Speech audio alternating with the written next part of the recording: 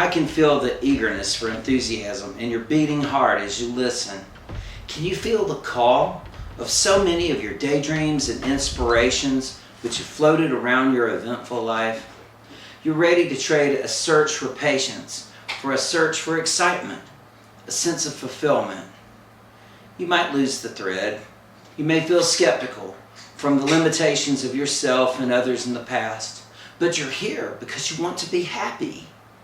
You want to tie your self-discipline and persistence to lifelong sensations of wholeness. Your imagination is an ally to your emotions. You want to keep a feeling built, a feeling within reach that ties you to the days ahead, that activates the present now with a reflection of your sense of utmost purpose from the core of your individuality.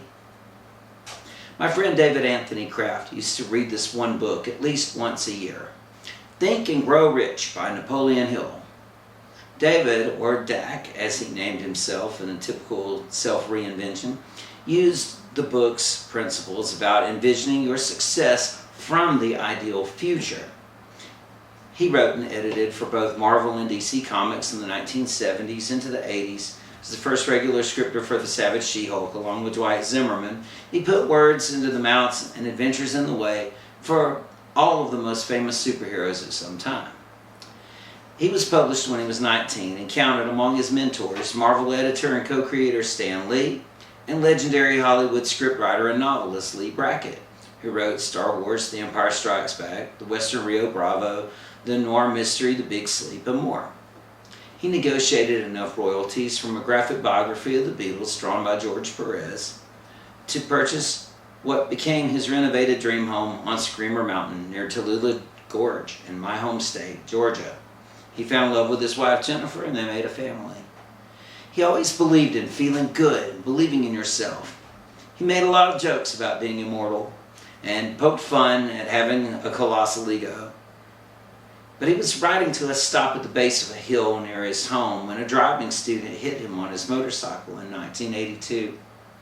From his head injury, Dak lost the ability to decipher or write words for 6 months. Yet he was only midway through his pop culture career at that point. He said he realized every single day after his survival was a gift. And so it is with you and me. It takes no near-fatal collision to verify. Each day we live should be treated like a gift from whatever source you feel comfortable acknowledging. I'll have to tell you sometime about how my wife Angela and I walked away from a car crash on the way back from David's house without a scratch. I don't know that I've thought about how lucky we were often enough. David realized you get things finished not only by working to the end, but by working from the end. Picture your success. Feel it.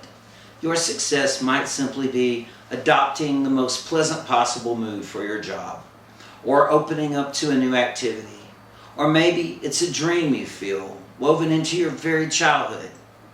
It's the joy you feel creating as a child, which is your reflection of how freely you want to feel yourself, creating the details of this reality as you grow. It's not simply aging, but a search for delight in a changing series of versions of your body, versions of you. When you start connected with that delight, the day you envision ahead is seen from a perspective of gratitude. However you pursue your quest, or whatever you discover finds you. When you maintain a place within of satisfaction, you find patience. And when you attract yourself to the ideal, not simply the idea, but enmesh yourself with the ideal of your pictured conditions, then you'll trade patience for excitement. And what is better than to daily embrace the possibilities available to you? Because you're alive.